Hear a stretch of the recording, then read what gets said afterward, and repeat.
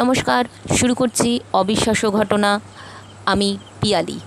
প্রত্যেক শনিবারের মতন বন্ধুরা আজকেও চলে এসেছি তোমাদের সামনে একটি নতুন ঘটনা নিয়ে। তবে নতুন ঘটনাতে আসার আগে তোমাদেরকে একটা বার্তা দিতে চাই যে গত সপ্তাহে বা লাস্ট এপিসোড 58 মানে 58 নম্বর যে এপিসোডটা গেছে সেটাতে যান্ত্রিক গোলযোগের কারণে পুরোপুরি ঘটনাটা আসেনি, মানে তোমাদের সামনে প্রস্তুত করা সম্ভব হয়নি। এই ঘটনার দ্বিতীয় পার্ট চলে আসবে খুব তাড়াতাড়ি। তবে আজকের ঘটনাটি নতুন ঘটনা। এই ঘটনাটি যিনি লিখে পাঠাচ্ছেন তিনি হলেন সেই পুরনো নাম, অনেক দিন বাদে লিখে পাঠাচ্ছে সৌভিক রায়, দুর্গাপুর থেকে। সৌভিক রায়, আগে অনেক ঘটনা তুমি লিখে পাঠিয়েছ। এই ঘটনাটি বেশ কিছুদিন বাদে তুমি লিখে পাঠিয়েছ। আসছি সৌভিক যেভাবে লিখেছে। দিদি, অনেক কাজের ব্যস্ততার মাঝখানে তোমাকে ঘটনা লিখে পাঠানো হচ্ছিল না। আশা করছি তুমি ভালো আছো। তার কারণ আমি প্রত্যেক দিনের ব্যস্ততাতেও আমি ঘটনাগুলো তোমার শুনতাম এবং অবিশ্বাস্য ঘটনা সত্যিকারই অবিশ্বাস্যকর আমার কাছে লাগে। আজ তাই তোমাকে একটি ঘটনা লিখছি যেটি আমারই দিদার সাথে ঘটা ঘটনা। ঘটনাটি হয়তো খুব বেশি বড় নয়, কিন্তু তবুও ঘটনাটি একটু অবাককর। এই ঘটনাটি যখন ঘটেছিল দিদা তখন পাতিপুকুরে থাকতেন। আজ দিদা আমাদের মধ্যে নেই, কিন্তু দিদার মুখে এই ঘটনাটি শুনেছিলাম। দিদা তখন পাতিপুকুরে তার শ্বশুর শাশুড়ি সকলকে নিয়েই রয়েছেন। তখন আমার দুটি যমজ মামা হয়েছে। এই যখন দুজন যমজ মামার জন্ম হয় সেই সময় পাশের বাড়িতে একটি বউ সবসময় রাত্রি হলেই খুব চিৎকার চেঁচামেচি করত। নতুন বউ তো অতটা দিদার প্রশ্নচিহ্ন জাগলেও কিন্তু কিছু বলতে পারতো না। দিদার নাম নিহারিকা। দিদাকে ছোট নাম অনুযায়ী ডাকা হতো নিহার বলে, এমনকি শাশুড়িও তাকে নিহার বলেই ডাকত। তিনি তার শাশুড়ি মায়ের কাছে যখন জিজ্ঞাসা করতো ওই অমুক বাড়ির মেয়ে এত চিৎকার করে কেন, যেন কেমন ধরনের চিৎকারটা, বলে ও তো একটা বউ মানুষ, কিন্তু এরকমভাবে ব্যবহার আচার আচরণ। তো আমার দিদার যিনি শাশুড়ি ছিলেন বড় মা, উনি ভীষণ রেগে যেতেন, বলতো দেখ নিহার, ওইসবের দিকে মন দিস না। তোর এখন ঘরে কোলে দুটো কচি কচি বাচ্চা, এখন ওদেরকে নিয়েই থাক, ওই সব ভূত প্রেতের কথা চিন্তা করতে হবে না। ভূত প্রেতের কথা শুনতেই আমার দিদার মনের ভেতরে আলাদা প্রশ্ন জেগে ওঠে এবং ইচ্ছা হয় জানবার জন্য কি হয়েছে, কি ব্যাপার। কারণ দিদা ছিল প্রচণ্ড সাহসী। বাংলাদেশের মেয়ে, বাংলাদেশ থেকে ভারতবর্ষে বিয়ে হয়ে আসার পর সে তো আলাদাই সাহস। এইসব ভূত টুততে অত বিশ্বাস ছিল না। তো ওই ভূতে ধরা মেয়েটিকে দেখবার জন্য দিদার মনের ভেতর প্রচণ্ডই, যাকে বলে, ঝড় উঠল মনের মধ্যে, যে ওকে একবার দেখতে হবে। ভূতে ধরলে কেমন হয়, ভূতে ধরলে কেমন করে মানুষ। সব সময় ভূতে ধরার কথা শুনেছে, একবার দেখলে কেমন হয়। এই করতে করতে যত দিন যায় মেয়েটি আগে রাতে চিৎকার করতো, পরবর্তীকালে দিনের বেলায় চিৎকার চেঁচামেচি করে। কণাঘোষায় শোনা যায় যে পাড়া প্রতিবেশীর মাঝখান থেকে অমুকে স্নান করে না, কিছু করে না, আজকে ওকে কামড়ে দিয়েছে, এই করেছে, নানা রকম ধরনের কিছু শোনা যায়। একদিনকে ইচ্ছা হলো বড়ই, জানতে হবে, একবার দেখতে হবে বলে দুজনের সাথে, পাড়ারই বউয়ের সাথে আলোচনা করে বলে একদিন চলো না গো, গিয়ে দেখে আসি। যেমনি বলা তেমনি কাজ। সঙ্গে সঙ্গে ওই বউটি আমার দিদার মাকে, শাশুড়ি মাকে এসে ডাইরেক্ট জানিয়ে দেয়, তোমার বউ তো এই বলছে ব্যাস, দিদার পায়ে বেরিয়ে পড়ে যায়, কিছুতেই তো বেরোতে দেবে না। তখন দুটো ছোট ছোট বাচ্চা ছেলে, সেই জন্য জানতে পারে না। কিন্তু দিদার শাশুড়ির বড় অদ্ভুত নিয়ম ছিল। পাশে থাকা পুকুরে রাত্রিবেলায় যেতে হতো, মানে সন্ধ্যার পর যেত, সেই পায়খানা করে দেওয়া ছোট বাচ্চাদের যে কি বলবো কাঁথা, সেই কাঁথাগুলো ধুতে যেত, যেটা কিন্তু সত্যি বলতে কি উচিত ছিল না। বুড়ি ওই সময় না করতো না, কিন্তু বুড়ি আমাকে ওই ভূত দেখতে যেতে বারণ করতো। ওই বড় পুকুর পাড়ে যে কোনো ভূত প্রেত থাকে না, তার কি মানে আছে? সেইখানে তার কচি কচি নাতিগুলোর মাথা তারা চিবাবে না, তার কি মানে আছে?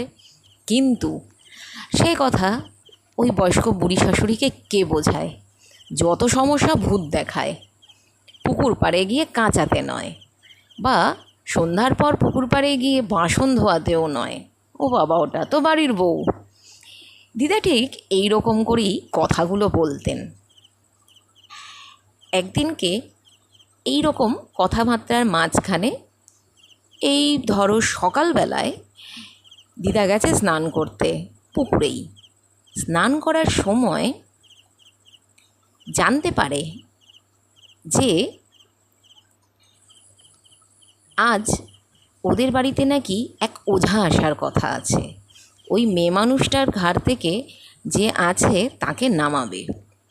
দিদা শুনে আর থাকতে পারে না, ঠিক করে নেয়, যেতে আজ আমাকে যেভাবে হোক হবেই, গিয়ে দেখব কি করে ভূতে ধরলে ভূত ছাড়ায়। বড়ই শখ।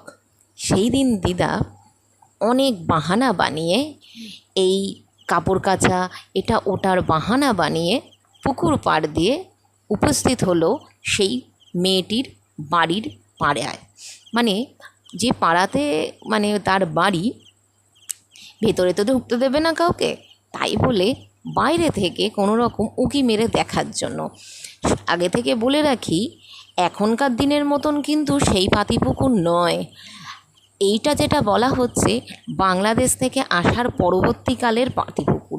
মানে যখন ভারত স্বাধীন হওয়ার পরে, যখন হিন্দু মুসলিমের কি বলবো ভারত বিভাগ হয়ে গিয়ে মানে বিশাল অশান্তি চলছে, মানে মনে করে নাও ওই যখন বাংলাদেশ স্বাধীন হলো, মানে কি বলবো, বাংলাদেশ পাকিস্তান থেকে যখন স্বাধীনতা পেল, বাংলাদেশ রাষ্ট্র হিসাবে গঠন হলো, তখনকার সময়কার ঘটনা।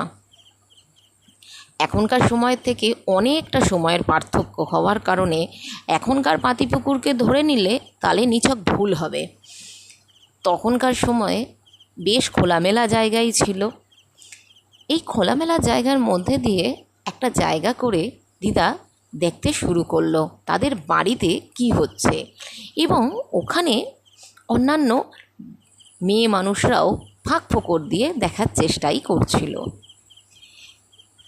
দিদা দেখে মেয়েটি কেমন যেন চুলগুলো খুলে, গায়ের শাড়ির আঁচল লম্বা খোলা, কেমন যেন পাগলামি করে, সারা গায়ে নোকের আঁচড় চুলকে চুলকে, যেটা হয় স্নান না করে যেমন হয় গায়ের মধ্যে হয়ে যায়, চুলকে চুলকে নোকের আঁচড়, কোথাও রক্ত বেরিয়ে গেছে, আর যেন কেমন একটা মরণ চিৎকার করতে করতে মেয়েটিকে 3-4টে ছেলে মিলে ধরে নিয়ে আসছে। ভালো হৃষ্টপুষ্ট ছেলেরা ওপর থেকে ধরে নিয়ে আসে।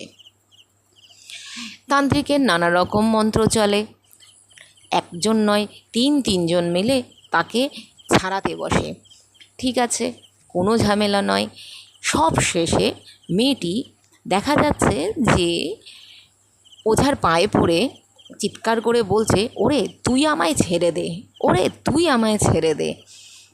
তো তখন বলে যে তোকে আমি ছেড়ে দিতে পারবো, দেখ ওই যে মাটির কলসির 1 কলসি জল আছে, দাঁত দিয়ে ধর, এবং ওই দেখ গাছের যে ডালটা দেখতে পাচ্ছিস, ওই ডালে 1 লাফ মেরে উঠে যদি ছুঁয়ে যেতে পারিস, মানে ওইটাকে ভেঙে দিয়ে চলে যেতে পারিস, 1 ছোঁয়ায় যদি ভেঙে দিতে পারিস, তবেই কিন্তু বিশ্বাস করব তুই গেছিস। এই কাজটা করে দিয়ে যা। চিৎকার করে তখন বলতে থাকে, আমি সব পারবো রে, আমি সব পারবো, তুই শুধু আমাকে ছেড়ে দিয়ে দে। তো তখনই বলে, তাহলে এক্ষুনি গিয়ে মুখে করে কামড় দিয়ে ধর দেখি। দিদা বলে, আমি স্বচক্ষে কোনো দিন এমন অবিস্মরণীয় ঘটনা দেখিনি। আমার দুটো চোখ আটকে গেল যেন সেই গাছের ডালের দিকে। মেয়েটি এক কামড়ে সামনের দুটো দাঁত দিয়ে এক কলসি জল, মাটির বড় এক কলসি জলকে দাঁত দিয়ে ধরে দৌড়ে চলে গেল। আর ওই ডালটাকে হাত দিয়ে ধরা মাত্র ডালটা ভেঙে পড়ল। ওই মুহূর্তেই মেয়েটি ওখানে পড়ে অজ্ঞান হয়ে যায় এবং ওই এক কলসি মাটির কলসি যে জলটা নিয়ে দাঁতে করে দৌড়েছিল, ওই এক কলসি জল ভেঙে পুরো মেয়েটি স্নান হয়ে যায় এবং মেয়েটি ওখানে অজ্ঞান হয়ে পড়ে যায়। আর ওই ডালটি মোটকে ভেঙে পড়ে। মেয়েটির গায়ে কিছুই হয়নি, কিন্তু অনেকক্ষণ অজ্ঞান থাকে, মেয়েটির জ্ঞান ফেরে না। সবাই বলল যে জ্ঞান ফিরবে কিছুক্ষণ বাদে ফিরবে, কিন্তু আমার দিদা সেই সময় জ্ঞান ফেরা পর্যন্ত অপেক্ষা না করে অনেক দেরি হয়ে যাচ্ছে বলে চলে আসে এবং নিজের কাজ করে বাড়িতে ঢোকে। কিন্তু ঘটনা যদি এখানেই শেষ হয়ে যেত তাহলে তো দিদি খুবই ভালো হতো। মেয়েটিকে ছেড়ে দেয়, মেয়েটি তো পুরো সুস্থ হয়ে যায়।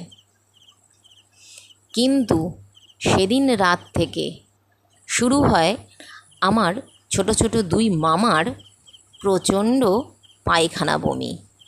নবজাত শিশু, হঠাৎ করে পায়খানা বমি কী কারণে?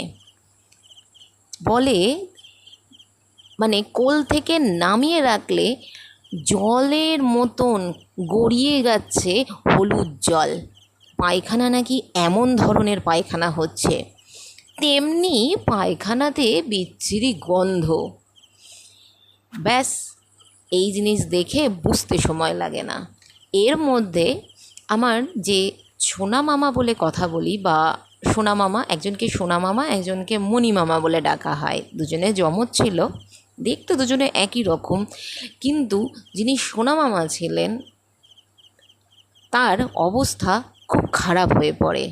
হাত পা ঠান্ডা হতে শুরু করে দেয়, একেবারেই খারাপ অবস্থায় চলে আসে, যাকে বলে নিঃশ্বাসটা না পড়ার মতন জায়গায়। ব্যাস, ঘরের বুড়ি তো হাউ হাউ করে কান্না শুরু। বল নিহার, তুই কি করেছিস? বল নিহার, তুই ছেলে দুটোকে মেরে ফেললি। দিদা তো ভয়ে প্রাণ শুকায়। শ্বশুরবাড়ি বলে কথা, দুটো যমজ ছেলে, এই রকম অবস্থা হলে তো আর ওকে থাকতে দেবে না, বাপের বাড়িতে পাঠিয়েই দেবে। দিদা তো ভেতরে ভেতরে ভয় পেতে শুরু করে। কিন্তু পাশের বাড়ির একজন এসে বলে, যে ওঝা ওকে ছাড়িয়েছে সেই ওঝা এদেরকেও ছাড়াতে পারবে। কিছু না করেও হোক, উনি খবর দেওয়া হয় ওই ওঝাকে এসে ঝেড়ে দেওয়ার জন্য। ওঝা আসেন এবং আমার দুই মামাকেই ঝাড়ার ব্যবস্থা শুরু করে, কিন্তু কোনো কিছুতেই কিছু হয় না। বাধ্যগত দিদা হসপিটাল নিয়ে যায় দুজনকে। হসপিটালে নিয়ে গিয়ে ভর্তি তো হয়, ভর্তি করে সারাক্ষণ রাখা হয়, ডাক্তারের নানা রকম ট্রিটমেন্ট করা হয় এবং ওরা বলে যে বাচ্চা দুটোর ডায়রিয়া হয়ে গেছে। আপনি এমন কি খেয়েছিলেন যার জন্য এই অবস্থা হয়েছে? জানেন তো, নবজাত শিশু 6 মাস পর্যন্ত ওরা তো কিছুই খায় না, মানে ইনফেকশন আপনার মধ্যে দিয়ে হয়েছে। কিভাবে হলো কিছু জানা যায়নি, দিদাও জানে না ঘটনাচক্রে হয়েছে কি। হঠাৎ করে উনি, ওই যিনি ওঝা, তিনি কিছু জল পড়া দেন, কিছু কবজ দেন পড়বার জন্য, এবং সেই জল পড়া আমার দিদাকে বলে খেতে। দিদা সেই জল পড়া খান। তার মানে আমার মামার যিনি ঠাকুমা, মানে দিদার যিনি শাশুড়ি, আমার দিদাকে জলপড়া খাওয়ানো হয়। দিদা জলপড়া খায়, হাতে কবজ পরে, হসপিটালে একটু সুস্থ হয়। হসপিটালে থাকতে তো আর কবচগুলো মামাদের হাতে পরানো সম্ভব হয়নি, কিন্তু সারাক্ষণ কোলের ভেতর আগলে আগলে রাখা হতো। কোনো রকমে একটু সুস্থ হওয়ার পর বাড়ি ফেরার সাথে সাথেই কবচ দুটোকে গলায় দেওয়া হয় ঝুলিয়ে। 7 দিনের মধ্যে আমার মামারা সুস্থ হয়। পরবর্তীকালে জানা যায় সেদিন যখন মানে উনি যখন লুকিয়ে দেখছিল, ওখানকার সেই হাওয়া আমার দিদার গায়ে লাগে এবং দিদার দুটি সন্তান হওয়ার জন্য ওই ডায়রিয়াটা দিদার না হয়ে তার দুটি বাচ্চার ওপরে হাওয়াটা লেগে যায়। ইচ্ছা ছিল একটা সন্তানকে সঙ্গে করে হয়তো নিয়েই যাবে, কিন্তু ওই ওঝার মন্ত্রের জোরে সেদিন নাকি ফেরত আসে আমার 2 মামা। দিদি, ভালো লাগলে পড়ে শুনিও। অনেক দিন বাদে সৌভিক তোমার ঘটনা পেয়ে খুব ভালো লাগছে। একটু আলাদাই ঘটনা। তুমি পারলে এর পরবর্তী আরও ঘটনা লিখে পাঠাও, এবং সৌভিকের সাথে সাথে আরও অন্যান্য শ্রোতা বন্ধুদের কাছেও আমার রিকোয়েস্ট থাকছে যে তোমরা আমাকে ঘটনা লিখে পাঠাও অবিশ্বাস্য.ঘটনা@gmail.com-এ। আজ এই পর্যন্ত। ফিরে আসবো সামনের শনিবার নতুন কোনো আরও ভালো ঘটনা নিয়ে। বন্ধুরা, আমাকে একটু বড় বড় ঘটনা লিখে পাঠাও। তোমরা ছোট ঘটনা দিও না, প্লিজ বড় ঘটনা দাও। আজ এই পর্যন্ত। ফিরে আসছি সামনের শনিবার। নমস্কার।